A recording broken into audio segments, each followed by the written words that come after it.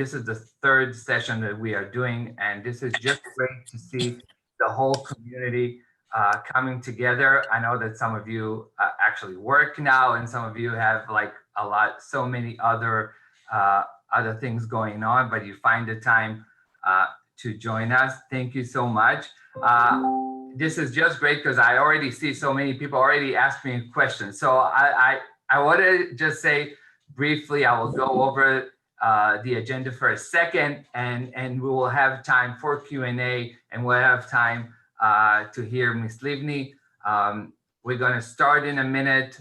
We have Daniel Ashheim here from the Israeli Consulate in Chicago to say a few words, and then we have Moshe Katz, the board chair of Milwaukee Jewish Federation, to say a few words, and then I'll start with a short interview between me and Ms. Tzipi Livni, and then we'll open it up for Q&A. I just want to ask if you can privately send me or send Alison Hayden. If you can see her here, great. If not, you can just ask me. Any questions that you have, you can just ask me on a private chat. I will be happy. To forward it to Ms. Livni. So today, this is a joint program. First in the last few months, and there's a new guy in Chicago. His name is Daniel Ashheim, that I want to introduce him. We haven't met in person, obviously, yet, but Daniel is currently serves as the Consul for Public Diplomacy at the Consulate General of Israel to the Midwest, what we call the Israeli Consulate in Chicago. And he just started 2 months ago, moved here from Dakar in Senegal, so from West Africa to the Midwest. So Danielle, please, if you can say a few words. Thank you very much. Thank you for an amazing production today. Good afternoon. My name is Daniel, as Uria said before. It is my pleasure to be here with you today. Unfortunately, this is virtually, but I really hope in the near future I'll be able to come to Milwaukee in person and not in these black boxes to meet your wonderful, renowned community. On behalf of Consul General Ezra and the entire consulate team, I would like to thank Tzipi Livni for joining us to this event today. I look forward to hearing your talk today. Toda Rabba Shabbat.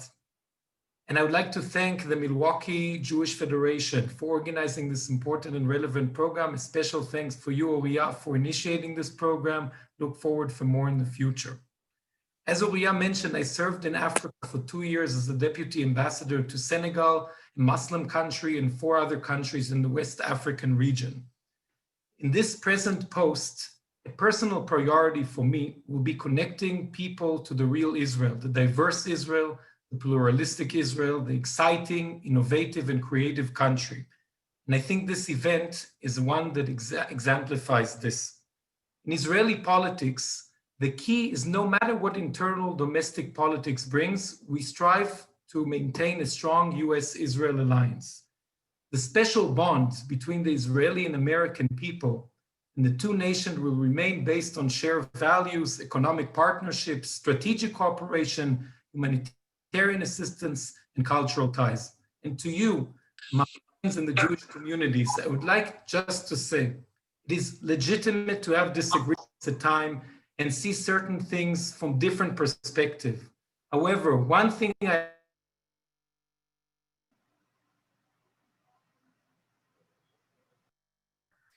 Danielle, I'm sorry, I think you were muted. See, for diplomat, that's the worst thing you can do is shut a diplomat up. So I'll remember that, Uria. Go ahead.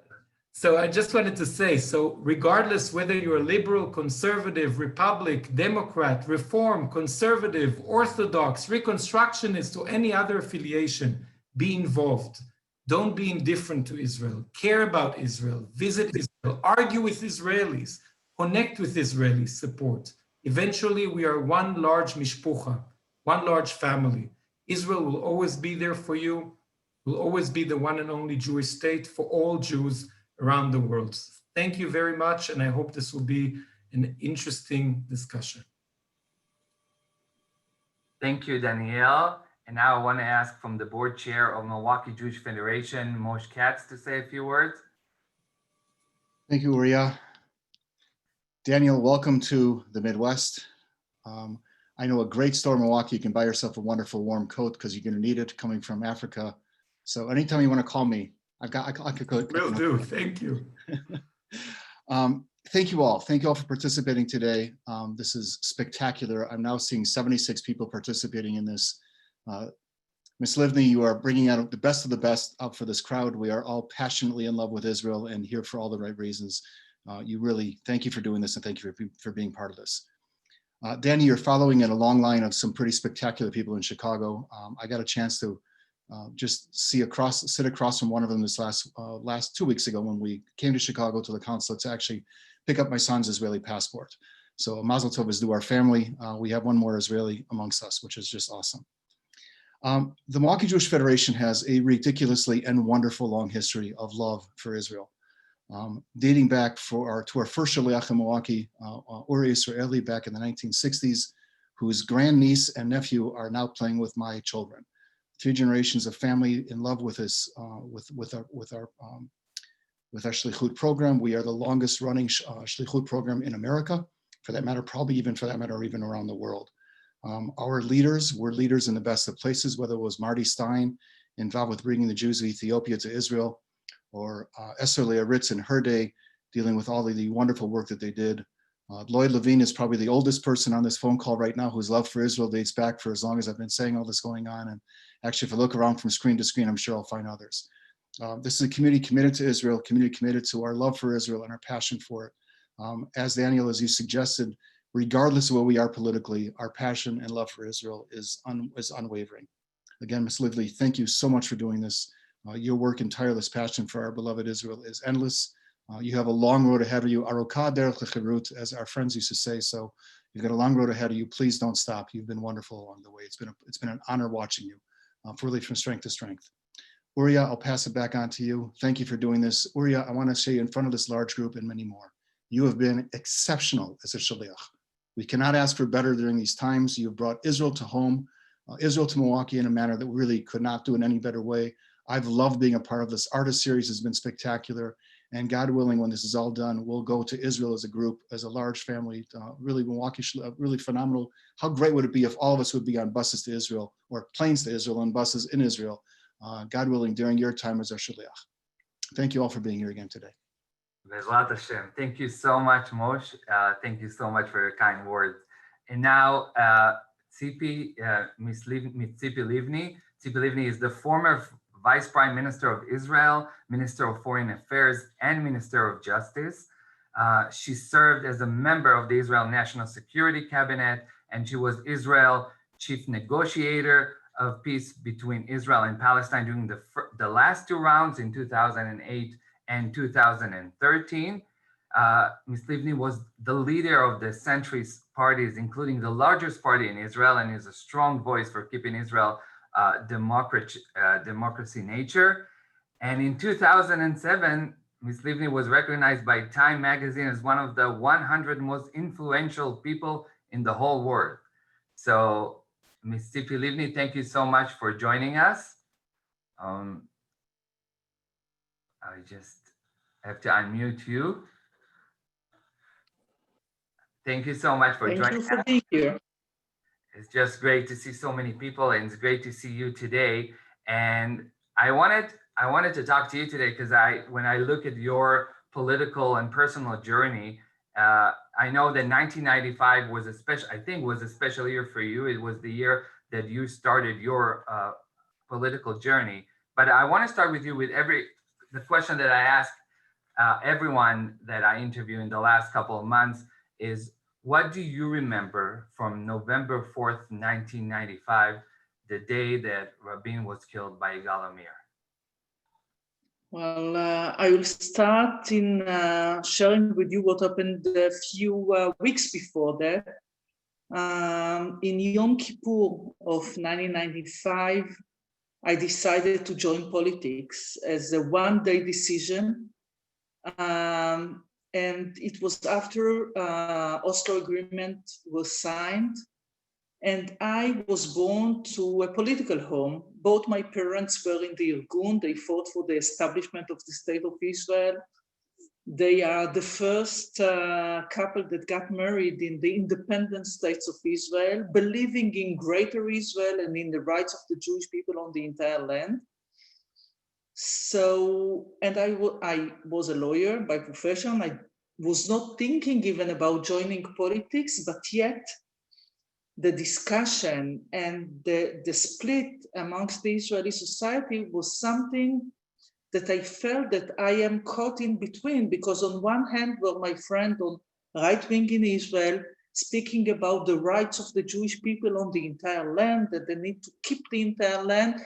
And I felt the same. I mean, I do believe in the rights of the Jewish people on the entire land, but yet I believe that Israel needs to keep its values as a Jewish democratic state. And therefore, we need to reach an agreement with the Palestinians, even though the meaning is that we need to give up part of the land.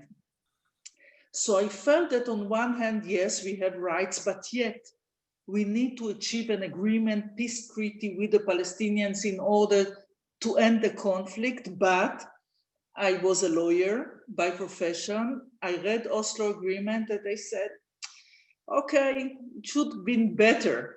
The idea of signing a memorandum of understanding, postponing all the core issues for the future, this was something that I felt that the idea in general is okay, but this is not the agreement that we need. We need a comprehensive, detailed agreement.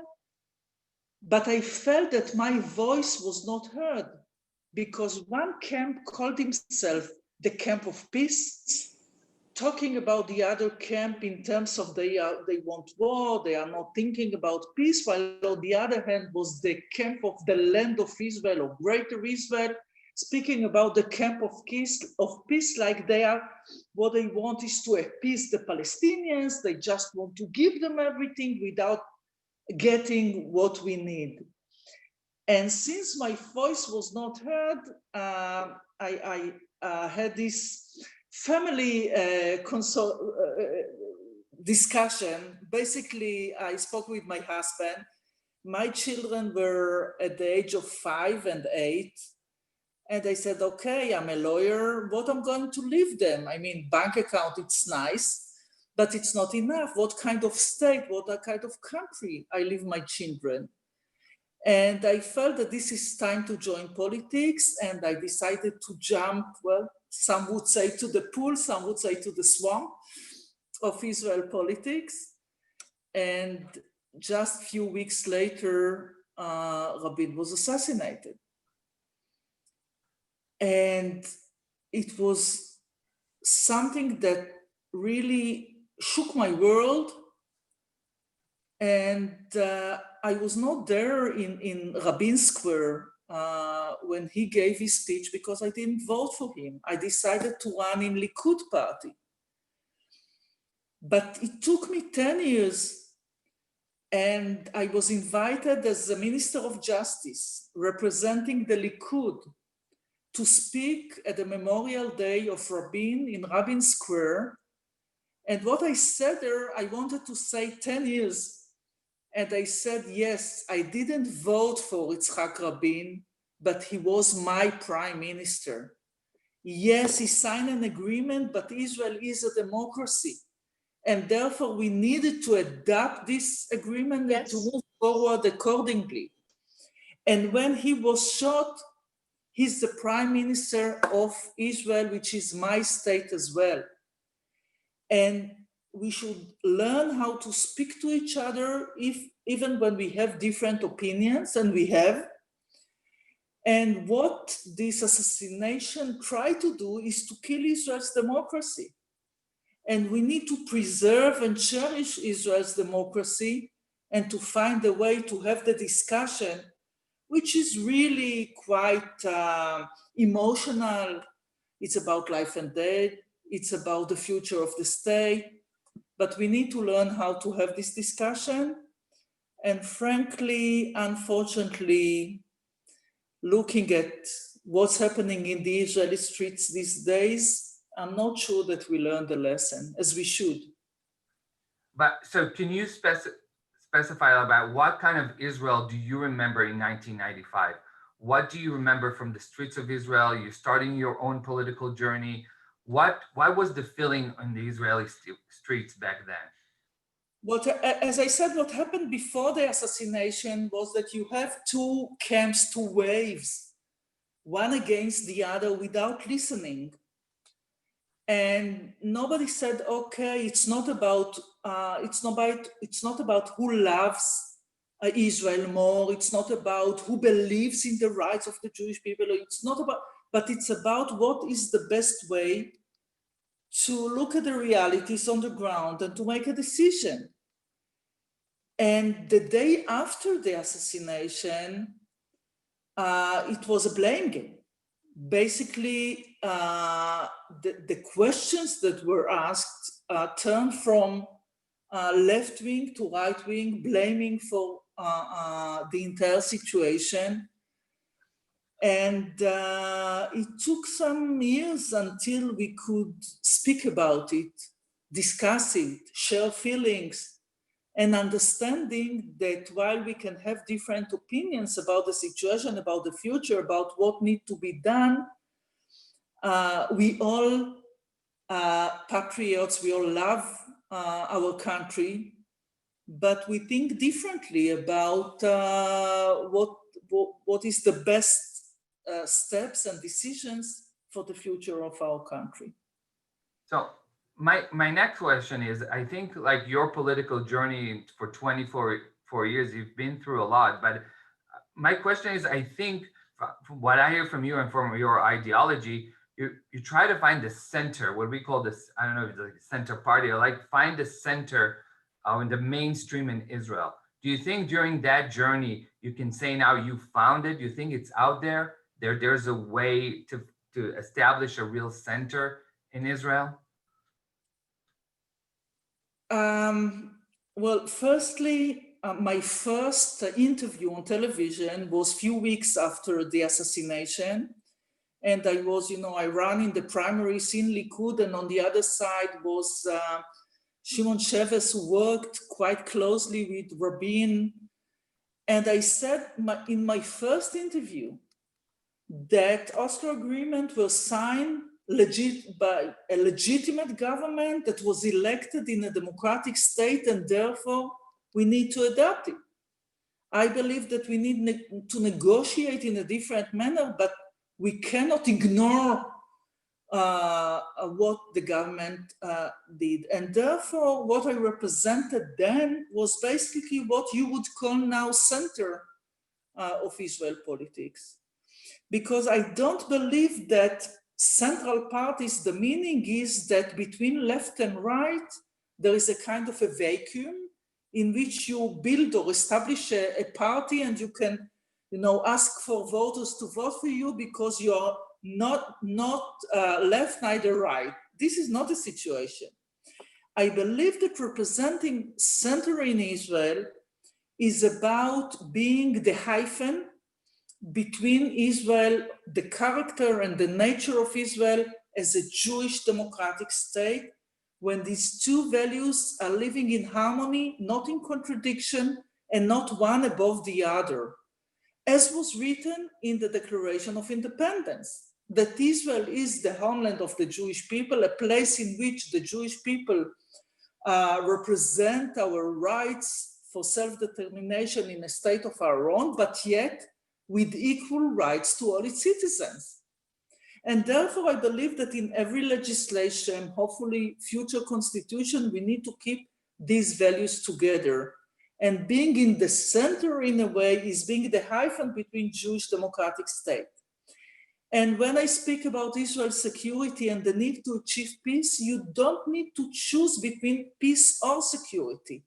The whole idea is to use, when you need, military means in order to act against our enemies and against terror, but yet, simultaneously, we need to strive for peace and to find a way to reach peace with the Palestinians, with the Arabs. So it's not between peace or security, it's peace and security. And I also believe that when it comes to the idea of Israel as in terms of economy, there's a need also to find a hyphen or to find the balance between open markets or competition in the markets and taking care and being responsible as a government to the citizens. So when people are speaking about left and right, it is, in a way, it's different national GPS. Because what I believe in is that our national GPS is the Declaration of Independence. And therefore, we need to keep the values of Israel as a Jewish democratic state. And by going in this road, I want to stop in a station and to reach peace with the Palestinians in order to keep in Israel a Jewish majority, because without a Jewish majority, there's going to be a clash with our values of equality. And I believe that equality is not just a nature of democracy, it's also part of our Jewish values. On the other side, there are those that their national GPS is Greater Israel. It's about the land of Israel.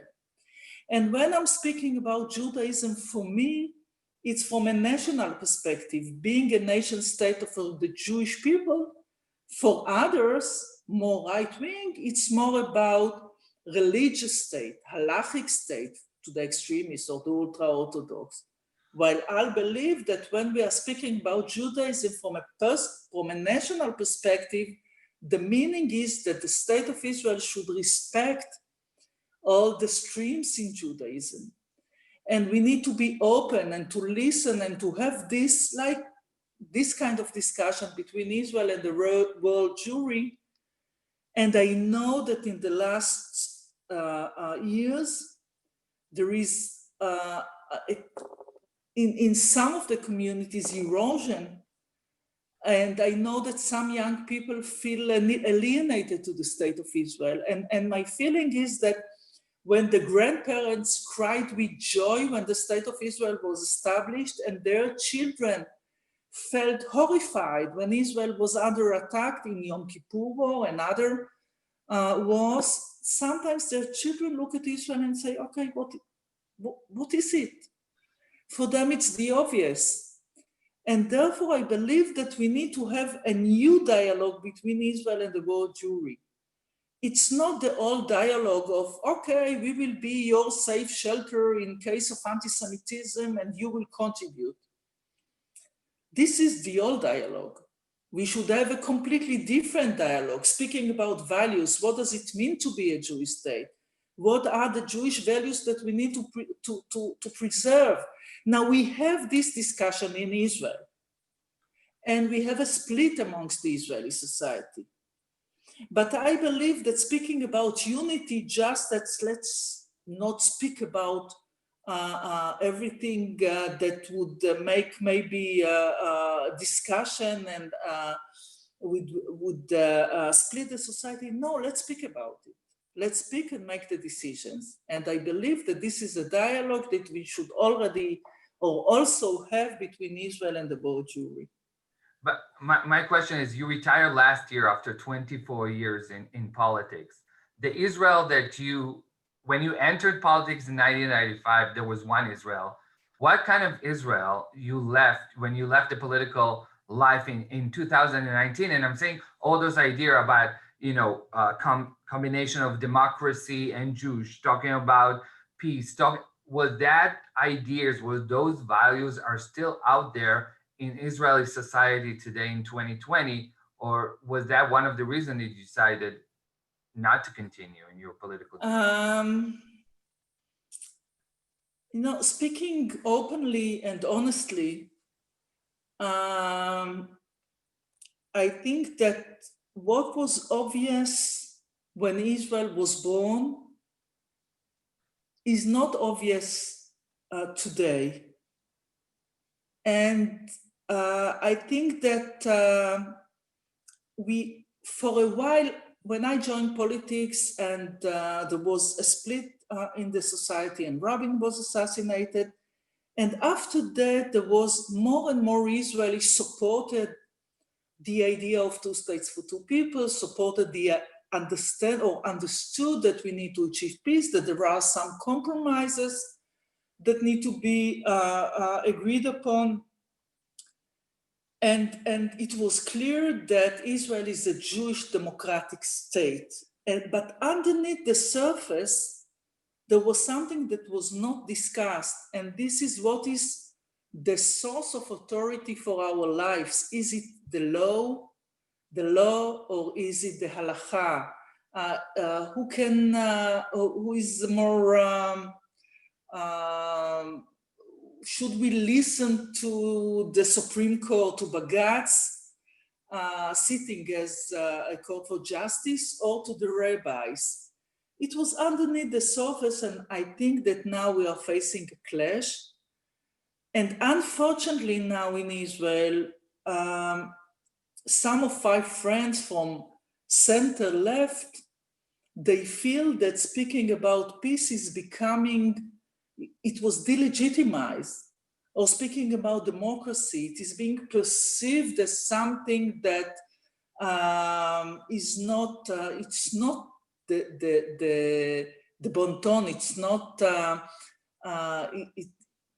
it's something that was delegitimized, and now I believe that we should speak about this again and regain, in a way, regain our values, our understanding. What does it mean to be a Jewish democratic state? And this is the discussion that we need to hold in Israel. Thank you. I got so many questions already, so I want to start, but I think my first question will be, and I already got a few of those, but that question I wanted to ask anyway. So I want to leave 2019 and go to 2020. As you know, last week we had elections here in America, and I know there are a lot of people, there were a lot of voices in Israel, and I felt you were the first voice. In Saturday night, I saw your article in Haaretz, and I know as a former foreign minister, you've been to America so many times, and you worked with so many Democrats and Republicans, and you published the article, Joe Biden is good for Israel. That was the name of the article. And I just want to quote just one thing that I want to share with everyone, and then I want to ask you about it. You wrote, Biden's election will also help us heal the division that has opened between us and US Jews who are liberal and democratic due to the perception that Israel is part of the Trump-Netanyahu camp. So I want to ask you. Well, I don't think that you will be surprised from hearing this sentence. No, I'm only surprised that I haven't heard it until I thought you were the first one that I saw that wrote an article, and you're not in politics right now. I haven't heard that from, and that's a question that I got from you. I haven't heard that from other people in Israel. Do you think you represent that's what you think? You think that's the mainstream in Israel after last?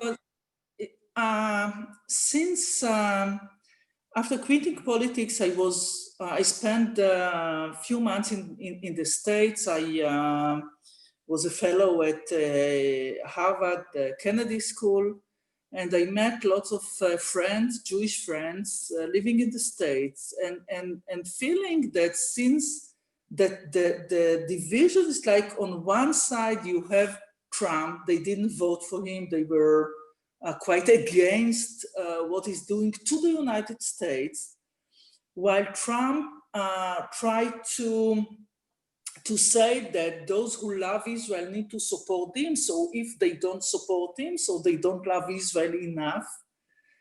And the impression was that on one side you have Trump, Netanyahu, and the state of Israel. And on the other side, you have Jews that are members or voting for the Democratic Party in the United States. And adding to this also some of the trends within Israel. So the feeling was that it's like they need to choose between their support for Israel and believing in their values and what they believe is good for the United States. And this was new because for many years, and trust me, I worked with Bush administration, Republican, I worked with Obama administration, I have good relations with the Clintons, and altogether it was clear that the relations between Israel and the US are bipartisan. But in the last few years, it became something which was more Israel and the Republicans. And it was very important for me to write this article because I know that in Israel, there was a majority that supported Trump because of what Trump or his contribution to the state of Israel, and this needs to be said.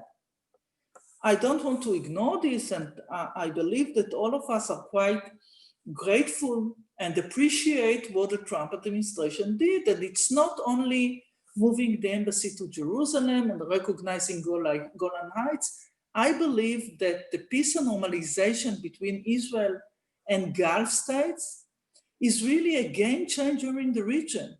I would not undermine or underestimate this achievement. And therefore, I could understand why Israelis were looking for Trump to win, but yet there is a price that all of us paid. Because Israel is also part of the international community, and Israel is a democracy, and the United States and the leader of the United States is the leader of the free world. And since the Second World War, there was a world order led by United States, partnership between the US and Europe and the international organization. And it was not a technical issue. It was based on understanding that we all share the same sets of values, the democratic liberal values. And when the president of the United States acting or crossing red lines, when he's attacking the free press or the institutions of democracy, you need to understand that these red lines do not exist in the world anymore. More than that, it's like giving a green light to other leaders to do whatever they want.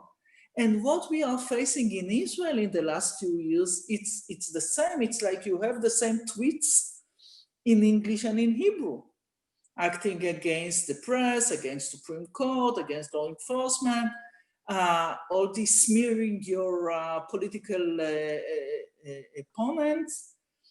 And this is something that it's a price that we paid because it is also not only about the US democracy, but it is also about the democracy in Israel.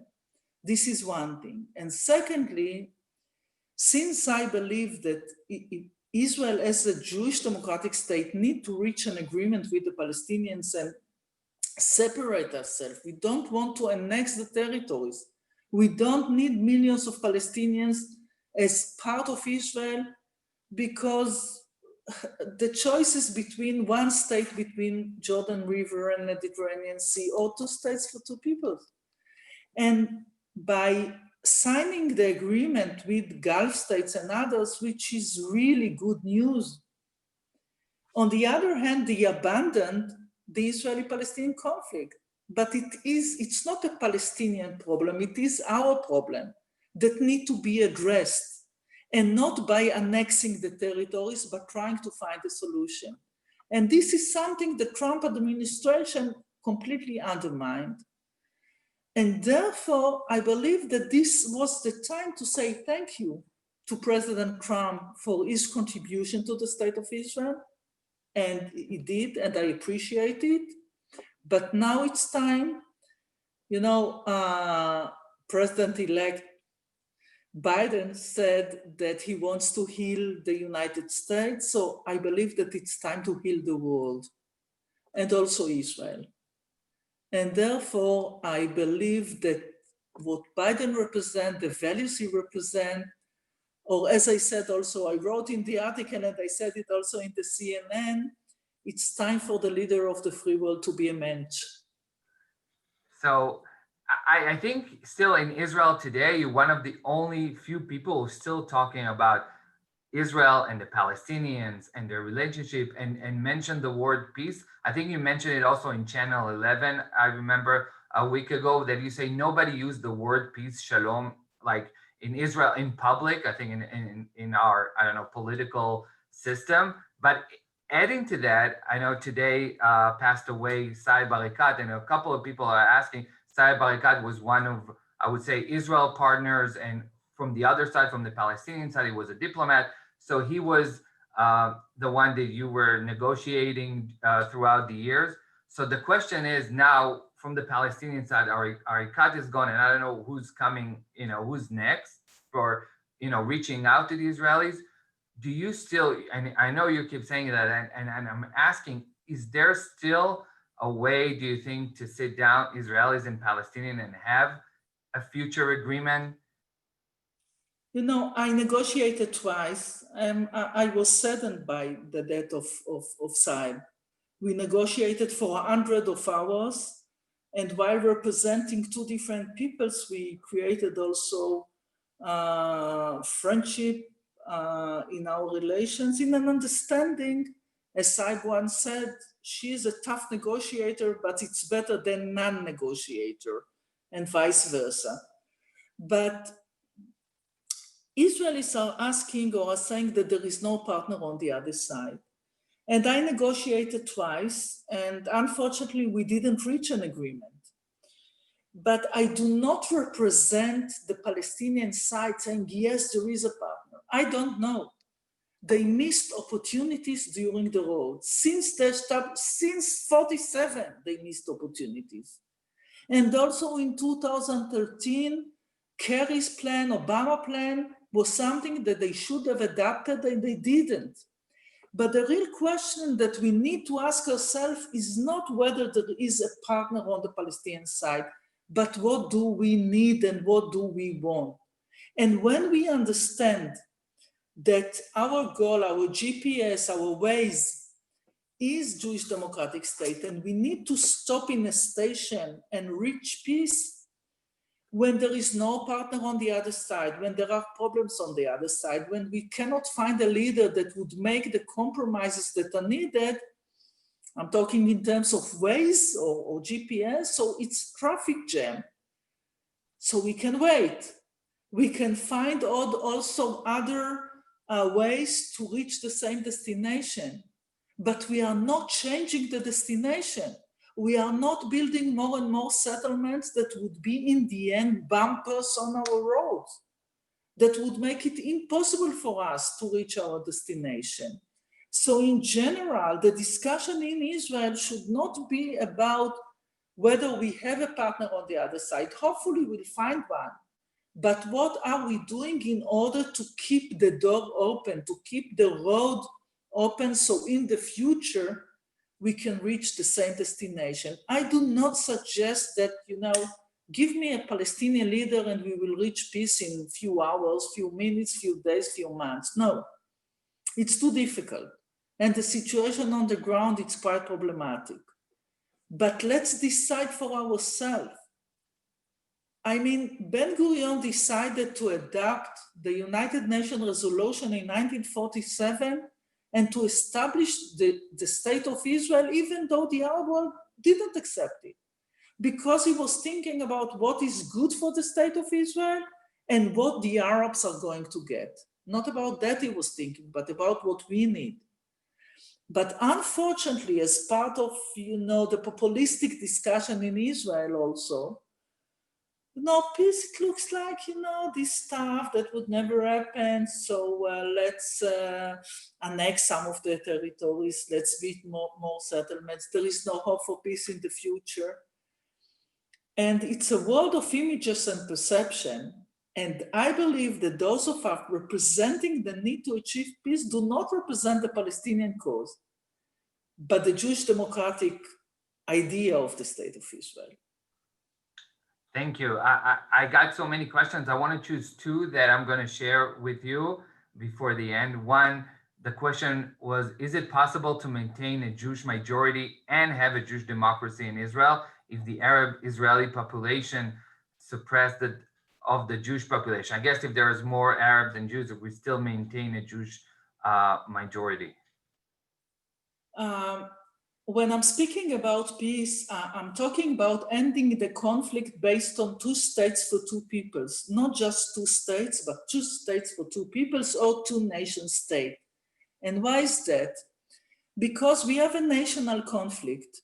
I hope it would not turn into a religious conflict, but for now it's because religious conflicts are unsolvable, and amongst the Palestinians, Hamas represent a religious conflict. But we have also a national conflict. The only way to solve this conflict, according to my understanding, is by adopting the idea of 2 states for 2 peoples, that each state gives an answer to national aspiration of different peoples. Israel for the Jewish people and the Palestinian state for the Palestinians. Now, within the Jewish state of Israel, we have a Palestinian minority, an Arab minority. So they are part of Israeli citizens, equal rights citizens, but yet if we are reaching an understanding and not annexing another millions of Palestinians that are now living in Judea and Samaria or Gaza, therefore and when we will have another dialogue also with these Palestinians, Israeli citizens, instead of portraying them as cooperating with the enemy, instead of speaking about them as traitors, we would say to them, yes, Israel is a Jewish democratic state, you are equal rights citizens, but yet if the national aspiration of the Palestinians is getting an answer not within Israel, but elsewhere, and they can feel toward the future Palestinian state in a way as you feel toward Israel. You live as American citizen in a democracy with equal rights, but you have a national homeworld also somewhere else. If this would be the entire discussion or the deal also with the Palestinians, so they can be equal rights citizens within Israel, but yet without feeling that they don't have an answer to their national aspiration. I hope that it's not too late. So, because my next question, a couple of people asking, like, we're asking about the future, and we were discussing the last 25 years, and between Israel, between right and left, and Jews and Arabs. We were talking about that not just today, but in the last month.